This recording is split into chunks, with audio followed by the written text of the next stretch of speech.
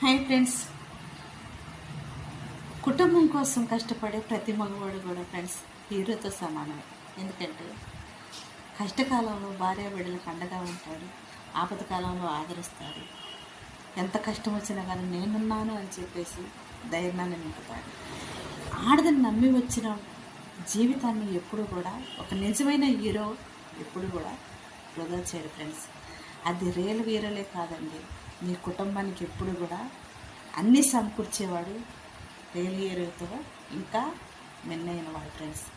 అంత గొప్ప మనసున్న మగవాళ్ళందరికీ కూడా నా హృదయపూర్వక ధన్యవాదాలు ఫ్రెండ్స్. ప్రతి ఒక్కరు కూడా ఫ్యామిలీ కోసం కష్టపడేవాళ్ళు, ఫ్యామిలీలు వదిలేసి దూరంగా ఉంటున్నవారు, బిడ్డలే ప్రాణంగా బ్రతుకుతున్న వాళ్ళు, బిడ్డల కోసం కష్టపడి ఆ కష్టార్జితాన్ని కొంతలో కొంతైనా రేపటి రోజు నా బిడ్డల భవిష్యత్తు కోసమని దాచిపెట్టేవాళ్ళు ఎంతోమంది ఎన్నో రకాలుగా.